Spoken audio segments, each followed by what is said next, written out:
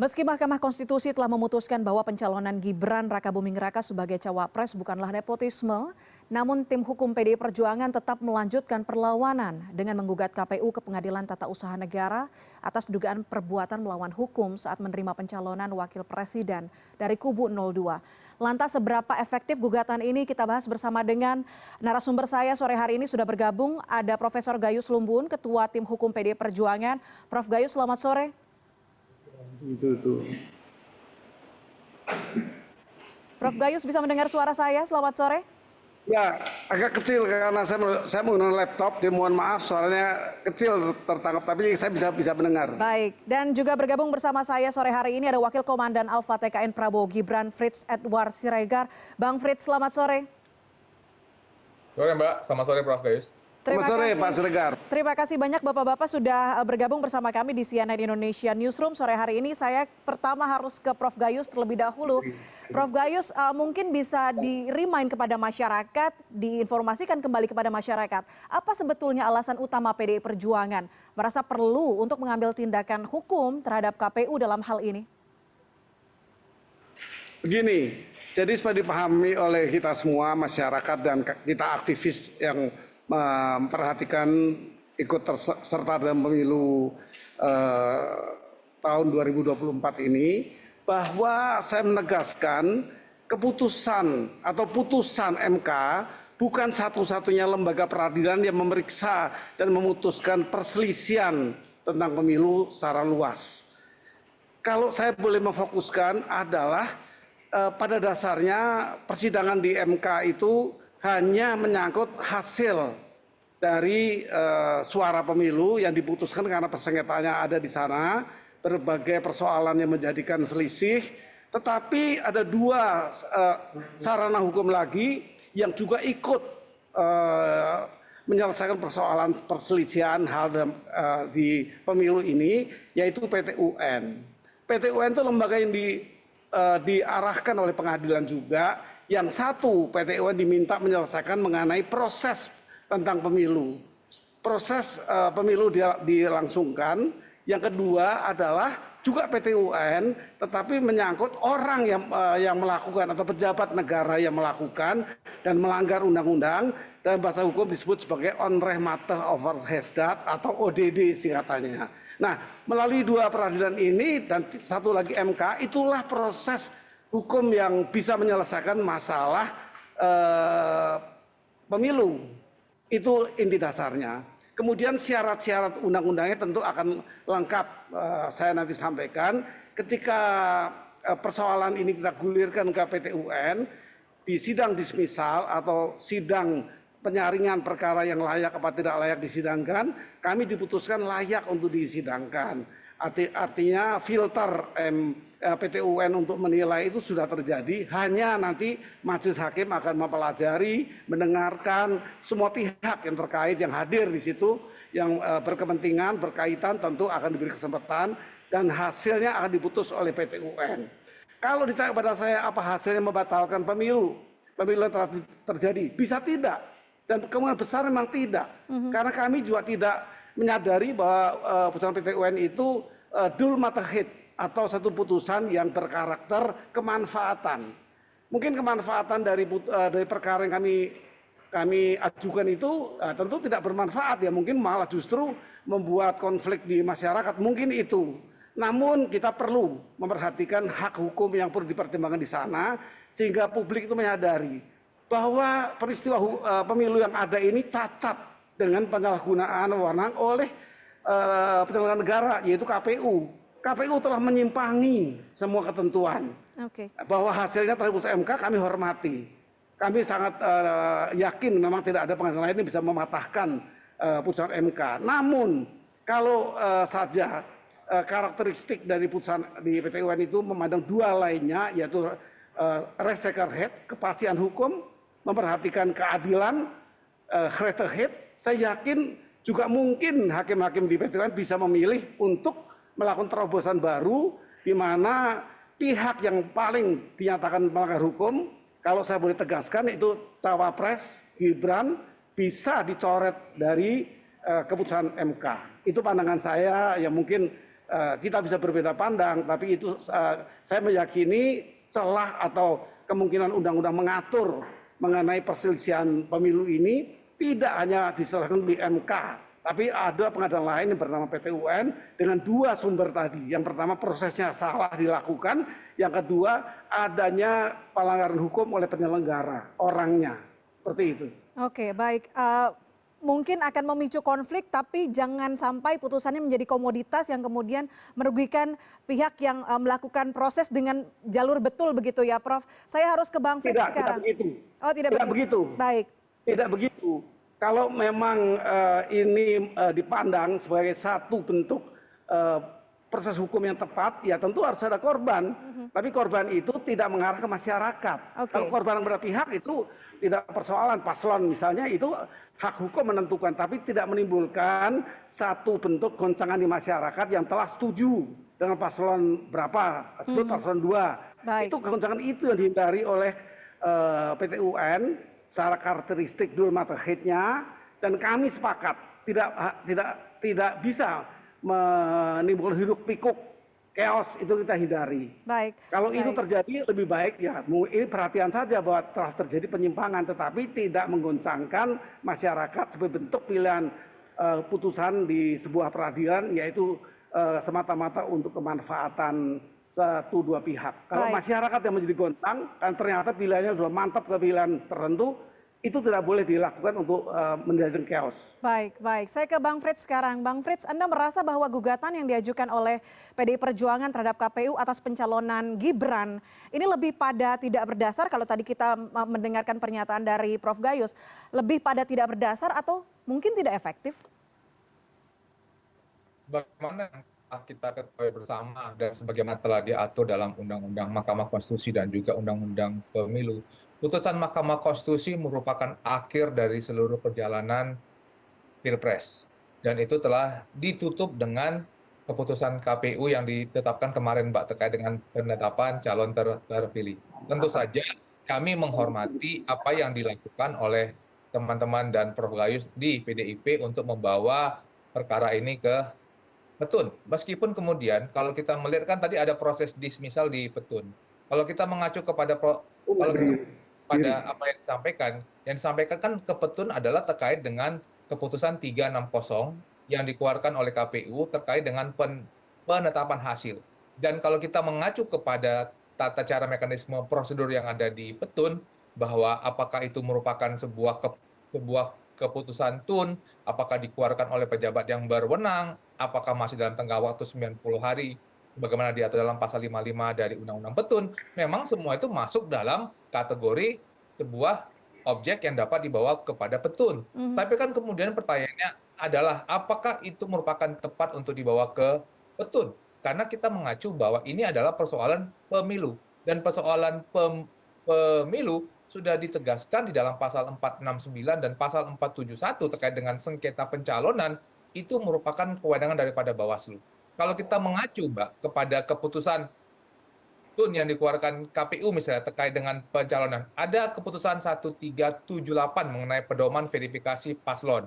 Ada keputusan 1632 terkait dengan penetapan calon misalnya.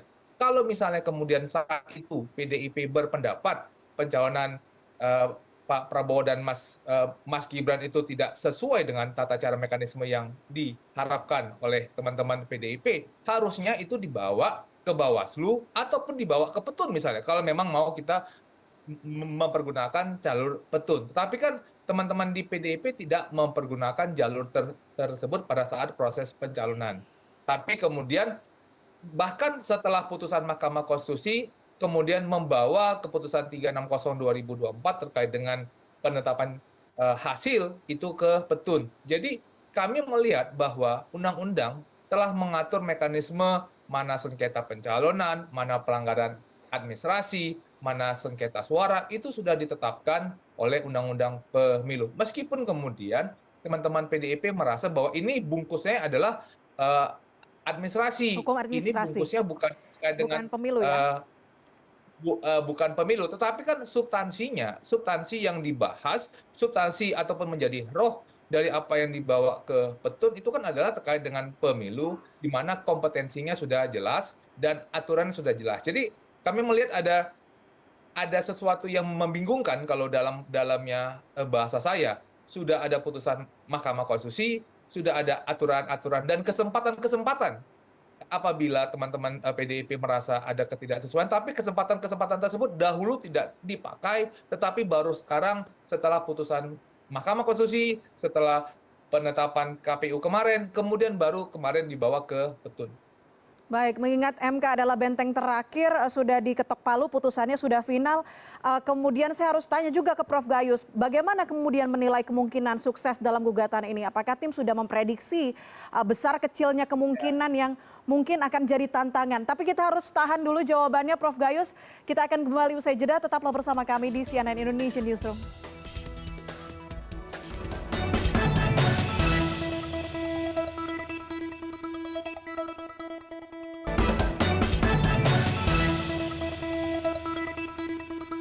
Masih bersama kami di CNN Indonesia Newsroom, kita masih bahas mengenai PDIP melawan gugat KPU ke PT UN ini masih berjalan. Masih bergabung ada Gayus Lumbun, Ketua Tim Hukum PDI Perjuangan, dan juga Frits Edward Siregar, Wakil Komandan Alfa TKN Prabowo Gibran. Tadi saya lanjutkan ke Prof. Gayus. Prof. Gayus, kalau mendengar apa argumentasi yang disampaikan oleh Bang Frits begitu mengenai efektivitas gugatan ini, bagaimana kemudian tim hukum ini menilai kemungkinan sukses dalam gugatan ini, Prof? Pak Frits tidak salah dalam analisis ya, tapi saya memperdalam lagi bahwa sengketa pemilu itu tidak hanya terfokus di MK, berulang-ulang saya katakan. Undang-undang memberi ruang yang lain melalui PT UN itu ada 2. Disebutkan tadi oleh Pak Frits, apakah tidak melalui Bawaslu. Itu kalau sengketa proses. Sengketa proses itu diwajibkan melalui Bawaslu dalam waktu 5 hari. Langsung ke PT UN bandingnya. Itu betul. Yang kami lakukan bukan itu, yaitu yang ketiga. Ditemukan on rehmata over hesdat adalah perbuatan melanggar hukum oleh aparatur negara dalam hal ini KPU. Nah, kalau sebagai contoh di negara lain, negara apa terlambat atau kenapa tidak yang lalu, sampai pun telah terjadi pelantikan disebut saja di Malawi, sebuah negara besar walaupun di Afrika, itu membatalkan, mengulang. Dia ulang pemilihan umum, hanya kembali kepada harapan kami di putusan nanti tidak semata-mata harus membatalkan. Kenapa? Saya sepakat dengan asas karakteristik dari PT UN, lebih mengutamakan dul matahid, kemanfaatan kalau diputus seperti ini, gejolak di masyarakat seperti apa. Saya memahami. Oleh karena itu kami PDIP melalui kami tim hukum tidak semata-mata ingin membatalkan atau merubah. Tetapi kami mohon ada mencoret salah satu nama yang memang tidak memenuhi syarat, bertentangan undang-undang. KPU telah melanggar hukum dalam hal ini. Namun sekali lagi, dul matahid atau kemanfaatan hukum putusan itu kami memahami untuk dipertahankan. Sehingga bagi kami tim hukum memahami sekali bahwa stabilitas Indonesia di bidang keamanan perlu diperhatikan, diutamakan, itu saja. Tapi kalau kami dipersalahkan atau kami dianggap tidak mau menang, tidak mau kalah, itu salah sama sekali. Karena ada ruang-ruang lainnya oleh undang-undang negara dibolehkan, diberikan jalurnya. Kalau mempersoalkan sengketa terhadap proses, tadi itu yang kedua yang Pak Fred katakan, masih boleh Bawaslu. Kami sangat memahami. Tapi yang kami ajukan adalah perbuatan, bukan proses, bukan hasil. Perbuatan pejabat negara yang bernama KPU telah menyalahgunakan dan berbagai bukti yang kami miliki. Kami sangat lengkap bukti kami. Mengenai apa contohnya? Mengenai bagaimana kalau putusan MK yang disebut tadi digunakan oleh KPU untuk memilih atau menentukan, maka ini akan ada kecacatan hukum.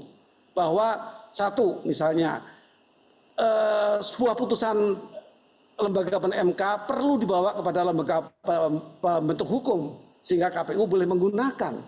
Bahkan kedua, tidak retroaktif pada masanya untuk masa tahun ke depan. Itu juga dilanggar, kami akan buktikan. Nah, kalau ini terjadi berarti bukan lembaga dalam proses, tapi orangnya atau kelompok orang ini adalah KPU.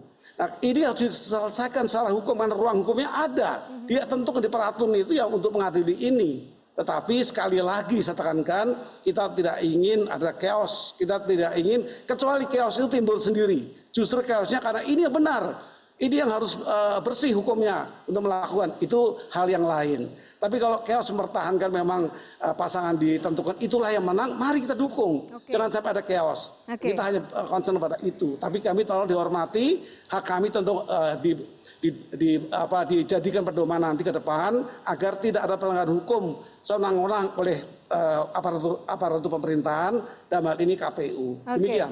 Oke, Bang Frits, ada potensi kecacatan hukum dalam proses demokrasi khususnya di pemilihan presiden kali ini. Tanggapan Anda merasakan hal tersebut? Ya, kalau sebagaimana yang tadi disampaikan oleh Prof. Gayus, bahwa kita berkaitan dengan sengketa proses. Tapi mungkin perlu saya tegaskan kembali, Mbak, bahwa sengketa di Bawaslu itu adalah sengketa pencalonan. Dan itu merupakan roh dari gugatan petun yang disampaikan oleh teman-teman PDIP.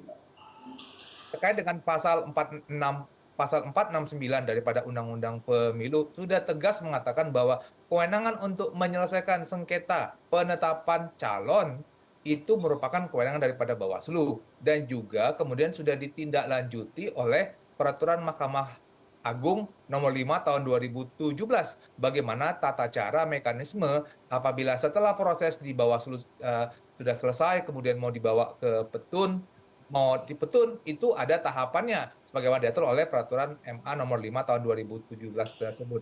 Poin saya adalah bahwa terkait dengan sengketa penetapan calon atau sengketa proses atau sengketa penetapan calon yang tadi sudah saya sampaikan itu merupakan kewenangan oleh Bawaslu tetapi tidak dilakukan oleh teman-teman PDIP pada proses pencalonan. Yang kedua, kalau kita membaca kepada putusan Mahkamah Konstitusi nomor 1 tahun 2024 misalnya, dalam paragraf 3.12, Mahkamah Konstitusi menjelaskan secara runtut bagaimana proses dari putusan 90 2023, bagaimana putusan DKPP, bagaimana terkait dengan tindakan-tindakan surat-surat yang dikeluarkan oleh KPU dalam rangka untuk menjalankan putusan 90 tahun 2023, Mahkamah Konstitusi di dalam pertimbangan 3.12-nya mengatakan bahwa apa yang dilakukan oleh KPU sudah benar terkait dengan proses penetapan calon Mas Gibran dengan mengacu kepada putusan 90 tahun 2023. Jadi tidak merasa ada kecacatan hukum begitu ya? Apabila Mahkamah Konstitusi saja sudah mengatakan bahwa tidak ada proses yang dilanggar dan Mahkamah bisa melihat apa yang sudah dilakukan oleh KPU, bahkan Mahkamah juga memanggil Ketua DKPP dan anggota DKPP untuk menjelaskan proses etika yang terjadi kepada KPU, Mahkamah juga mengatakan bahwa tidak ada kesalahan ataupun pelanggaran hukum yang terjadi pada proses pencalonan. Jadi kami hanya mau menegaskan bahwa terkait dengan proses sengketa penetapan yang menjadi roh dari gugatan petun yang disampaikan oleh teman-teman PDIP, itu persoalan tersebut sudah diselesaikan di Mahkamah Konstitusi. Dan seharusnya itu juga bisa menjadi dasar untuk kita untuk melanjutkan program-program kita ke depan. Baik, meski sudah diketok palu MK, pencalonan Gibran Rakabuming Raka bukanlah nepotisme. Nampaknya masyarakat tidak akan lupa begitu ya dengan sosok Anwar Usman yang juga dianggap memperlancar majunya Gibran. Sedikit banyak menuai kontroversi, tapi hukum adalah hukum. Kita lihat putusannya, kita lihat proses demokrasi yang berjalan. Bapak-bapak, terima kasih sudah bergabung bersama kami di CNN Indonesian Newsroom. Sudah berbagi perspektifnya bersama kami. Ada Profesor Gayus Lumbun, Ketua Tim Hukum PDI Perjuangan. Dan juga Frits Edward Siregar, Wakil Komandan Alfa TKN Prabowo Gibran. Terima kasih. Selamat sore. Sore, Prof. Sore, Pak. Sore, Pak. Ya.